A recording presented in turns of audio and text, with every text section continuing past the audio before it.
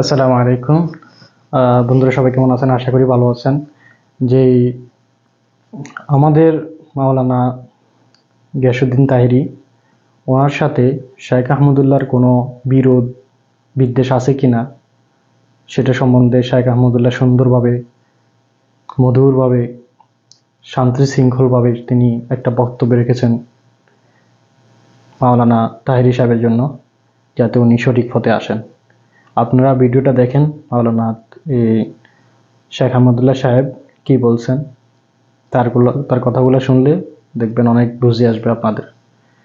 দেখতে আমি থাকুন। আমার ভাই মাওলানা গিয়াসউদ্দিন তাহেরীর প্রতি বিনীতভাবে আরজ করতে চাই, প্রিয় ভাই আমার, ইমানের প্রশ্ন আমাদেরকে আল্লাহর কাছে যেতে হবে। আমরা অন্য যাই করি না করি, অন্তত ইমান হারা হওয়ার মতো কথা, শিরকে আকবর হওয়ার মতো কথা থেকে আমাদের বেঁচে থাকা উচিত। আল্লাহ রাব্বুল আলামিনের ভয়ে অন্তত আপনি তওবা করুন এবং আল্লাহর কাছে ফিরে আসুন এবং আপনার এই কথাকে আপনি প্রত্যাহার করুন। এতে আপনি আল্লাহর কাছে সম্মানিত হবেন, মানুষের কাছেও সম্মানিত হবেন ইনশাআল্লাহ। প্রিয় দর্শক, মাওলানা গিয়াসউদ্দিন তাহেরীর সাথে ব্যক্তিগতভাবে আমাদের কোনো বিরোধ নেই, কোনো বিদ্বেষ নেই, কোনো শত্রুতা নেই। আমরা কোনো আলেমের নাম ধরে সমালোচনা করার সম্পূর্ণ বিরোধী। আমরা কখনো কোনো আলেমের নাম ধরে সাধারণত সমালোচনা করি না।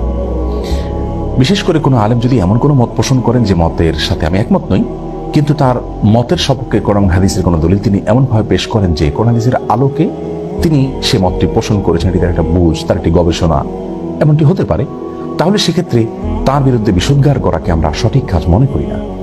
কিন্তু গানে গানে এখানে মাওলানা গিয়াসউদ্দিন তাহেরী সাহেব যে কথাগুলো বললেন, আল্লাহর দন রাসূলকে দিয়া গেলেন আল্লাহ গায়েব হইয়া, আল্লাহর দন রাসূলকে দিয়া গেলেন আল্লাহ গায়েব হইয়া, রাসূলের ধন খাজা পাইয়া, রাসূলের ধন খাজা পাইয়া শুইয়া আছে আজমিরে, কেউ ফিরে না খালি হাতে, খাজা তোমার। গানে গানে এখানে তিনি যে কথাগুলো বলেছেন, এই কথাগুলো যদি একজন ইমানদার মানুষ বলেন, বিশ্বাস করেন, তাহলে তিনি সঙ্গে সঙ্গে বেঈমান হয়ে যাবেন, সঙ্গে সঙ্গে তিনি ইসলাম থেকে খারিজ হয়ে যাবেন। তার সঙ্গে আর একজন মুশরিকের, একজন হিন্দুর কোনো পার্থক্য থাকবে না যদি তিনি এই গানের কথা মানার বিশ্বাস করেন। কারণ এখানে সুস্পষ্টভাবে আল্লাহর সঙ্গে শিরকে আকবর হয়, বড় শিরক হয়, এরকম কথা রয়েছে। এখানে বলা হচ্ছে যে আল্লাহর ধন রাসূলকে দিয়ে আল্লাহ গেলেন গায়েব হইয়া। আল্লাহর ধন যদি রাসূলকে দিয়ে আল্লাহ গায়েব হয়ে থাকেন, নাউজুবিল্লাহ, তাহলে সেক্ষেত্রে তার বিবরণ তো কোরআনে থাকবে, তার বিবরণ তো রাসূল আকরাম সাল্লাল্লাহু আলাইহি ওয়াসাল্লামের কোনো হাদিসে থাকবে। অথচ কোরআন হাদিসে এরকম কোনো কথা তো নাই, বরং হুবহু এর বিপরীতটি কোরআনে রয়েছে অত্যন্ত পরিষ্কারভাবে, স্পষ্টভাবে। সূরা আনআম সহ কোরআনে কারীমের 2 জায়গায় আল্লাহ রাব্বুল আলামিন বলেছেন তার রাসূলকে নির্দেশ দিয়ে, কুল লা আকুলু লাকুম ইনদি খাযাইনুল্লাহ ওয়ালা আ'লামুল গায়ব। হে রাসূল, আপনি বলে দিন মানুষদেরকে, আমি কখনো তোমাদেরকে এই কথা বলি না যে আল্লাহর ধনভাণ্ডার আমার কাছে আছে এবং আমি গায়েবও জানি না। দেখুন, এখানে আল্লাহ রাব্বুল আলামিন পরিষ্কারভাবে তার রাসূল সাল্লাল্লাহু আলাইহি ওয়াসাল্লামকে বলছেন, আপনি বলে দিন মানুষদেরকে যে আল্লাহর ধনভাণ্ডার আমার কাছে নাই। সুবহানাল্লাহ, কেমন যেন এই গানের খণ্ডনে আল্লাহ তাআলা আয়াত নাজিল করেছেন। গানের কথামালা সরাসরি কোরআনে কারীমের বিপরীত। তাছাড়া আল্লাহর ধন রাসূলের কাছে দিয়ে আল্লাহ গায়েব হয়ে গেছেন, আবার রাসূল সাল্লাল্লাহু আলাইহি ওয়াসাল্লাম একটা খাজা পায়া খাজা আজমিরে শুয়ে আছেন। এই যে শেষের অংশটা, সেটা আরো জঘন্য। কারণ আল্লাহ রাব্বুল আলামিনের ধর্মভাণ্ডার যেখানে রাসূল আকরাম সাল্লাল্লাহু আলাইহি ওয়াসাল্লামের কাছেই নাই, সেখানে খাজার কাছে কোত্থেকে আসবে? আবার খাজার দরবারেতে কেউ ফিরে না খালি হাতে। এই যে কথা বলা হচ্ছে, খাজার দরবার থেকে কেউ খালি হাতে ফিরবে না। খাজা কি কাউকে দেওয়ার কোনো ক্ষমতা আছে? পৃথিবীর কোনো কবর, সেটা যত বড় নেককার মানুষের হোক না কেন, যত বড় ভালো মানুষের হোক না কেন, তার কবর থেকে, তার কবর জিয়ারত করে সেখান থেকে মানুষের কোনো কিছু পাওয়ার কোনো সুযোগ আছে? কোরআন হাদিস বলে, ইসলাম বলে, সেখান থেকে মানুষের পাওয়ার কিচ্ছু নেই। রাসূল আকরাম সাল্লাল্লাহু আলাইহি ওয়াসাল্লাম তার এক সাহাবীকে বলেছেন, ওয়াইযা সাআলতা ফাসআলিল্লাহ ওয়াইযা ইসতাআনতা ফাসতাইন বিল্লাহ। কিছু চাইতে হলে আল্লাহর কাছে চাইবে, কোনো সাহায্য চাইতে হলে আল্লাহর কাছে চাইবে। কোনো কবর, কোনো মাজার, এখানে কোনো কিছু চাওয়া যাবে না। প্রতিদিন আমরা সালাতের প্রত্যেক রাকাতে সূরা ফাতিহা তেলাওয়াত করে থাকি, সেখানে আল্লাহ আমাদের শিক্ষা দিয়েছেন বলার জন্য, ইয়াকা না'বুদু ওয়া ইয়াকা নাস্তাইন। হে আল্লাহ, আমরা আপনারই শুধু ইবাদত করি এবং আপনার কাছেই শুধু সাহায্য চাই। তার মানে সাহায্য আল্লাহ ছাড়া কারোর কাছে চাওয়া যাবে না। সেখানে খাজার দরবার থেকে কেউ খালি হাতে ফিরে না, সেখানে যে চাওয়ার জন্য আমাদেরকে নির্দেশ দেওয়া হচ্ছে, নির্দেশনা দেওয়া হচ্ছে। গানের এই কথামালা, এগুলো গিয়াসউদ্দিন তাহেরী সাহেব আবৃত্তি করেছেন, সেখানে আল্লাহ রাব্বুল আলামিনকে একরকম নিষ্ক্রিয় প্রমাণ করা হলো যে আল্লাহ গায়েব হয়ে গেছেন রাসূলের কাছে দায় দায়িত্ব দিয়ে, তার কাছে ধনভাণ্ডার দিয়ে। অথচ আমরা জানি আয়াতুল কুরসিতে আল্লাহ রাব্বুল আলামিন বলেছেন যে আল্লাহু লা ইলাহা ইল্লা হুয়াল হাইয়ুল কাইয়্যুম লা তাখুযুহু সিনাতুন ওয়া লা নাওম। আল্লাহ তাআলা চিরঞ্জীব, আল্লাহ তাআলা চিরঞ্জীব এবং তার কখনো তন্দ্রা আসে না। রাসূল আকরাম সাল্লাল্লাহু আলাইহি ওয়াসাল্লাম হাদিস থেকে বোঝা যায় আল্লাহ রাব্বুল আলামিন কিভাবে পৃথিবী কন্ট্রোল করেন। কোরআনে কারীমে আল্লাহ বলেছেন ইউদাব্বিরুল আমর, আল্লাহ রাব্বুল আলামিন সমস্ত বিষয়গুলোকে কন্ট্রোল করে, নিয়ন্ত্রণ করে, সবকিছু আল্লাহ তাআলার হাতে। সেখানে এ ধরনের শিরকি কথা একজন মুসলিমের মুখ থেকে কখনো বাহির হতে পারে না।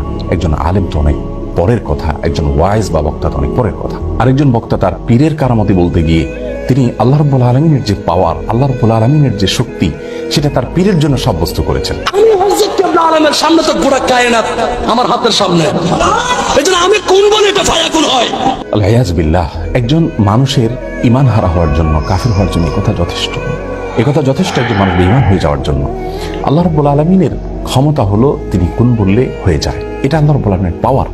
কোরআন কারীমের 8 জায়গায় আল্লাহ রাব্বুল আলামিন এই কথা বলেছেন বিভিন্ন ভাবে। সূরা ইয়াসিন আল্লাহ রাব্বুল আলামিন বলেছেন ইন্নামা আমরুহু ইযা আরাদা শাইআন আন ইয়াকুলা লাহু কুন ফায়াকুন। আল্লাহ রাব্বুল আলামিন কোনো কিছু চাইলে কোন বলেন, এরপর জিনিস অটোমেটিক হয়ে যায়। সূরা বাকারা 117 নম্বর আয়াতে আল্লাহ বলেছেন বাদিউস সামাওয়াতি ওয়াল আরদ ওয়া ইযা কাদা আমরান ফাইন্নামা ইয়াকুলু লাহু কুন ফায়াকুন। আল্লাহ রাব্বুল আলামিন আসমান এবং জমিনের নমণ্ডল এবং ভূমণ্ডলের সৃষ্টিকর্তা। তিনি কোনো কিছু ফয়সালা করলে, কোনো কিছু সৃষ্টি করতে চাইলে তিনি কোন বলেন, এরপরে সেটা হয়ে যায়। এরকম 8 জায়গায় আল্লাহ রাব্বুল আলামিন বলেছেন একই কথা। এটা আল্লাহ রাব্বুল আলামিনের শানে শুধুমাত্র খাটে। আল্লাহর কোনো নেককার বান্দা, আল্লাহর কোনো প্রিয় মানুষ বা পৃথিবীর কারোর যদি এরকম কোনো পাওয়ার তার জন্য সাব্যস্ত করা হয় যে তিনিও কোন বললে হয়ে যায়, তাহলে থাকতে আল্লাহর সমকক্ষ সাব্যস্ত করা হলো। অথচ আমরা কোরআন কারীমের আয়াত স্পষ্টভাবে জানি যে লাইসা কামিসলিহি শাই, আল্লাহর অনুরূপ, আল্লাহর সমকক্ষ আর কেউ নেই।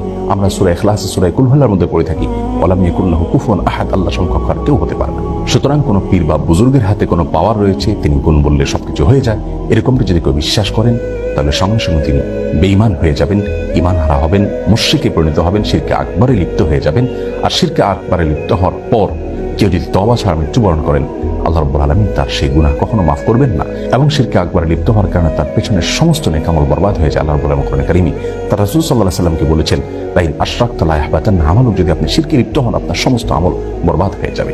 কথাগুলোকে যারা সায় দিবেন, এগুলোকে যদি কেউ বিশ্বাস করেন, তাহলে সেক্ষেত্রে তারাও ঈমানদার হারা হবেন। এই যে শত শত হাজার হাজার লক্ষ লক্ষ মানুষ তার দ্বারা বিভ্রান্ত হওয়ার সম্ভাবনা রয়েছে এবং এটা ঈমানের প্রশ্ন। এই জায়গায় আমরা চুপ থাকতে পারছি না, এখানে আমাদেরকে কথা বলতেই হচ্ছে। আমি আমার ভাই মাওলানা গিয়াসউদ্দিন তাহেরের প্রতি বিনীতভাবে আরজ করতে চাই, প্রিয় ভাই আমার, ঈমানের প্রশ্ন আমাদেরকে আল্লাহর কাছে যেতে হবে। আমরা অন্য যাই করি না করি, অন্তত ঈমান হারা হওয়ার মতো কথা, শিরকে আকবর হওয়ার মতো কথা থেকে আমাদের বেঁচে থাকা উচিত।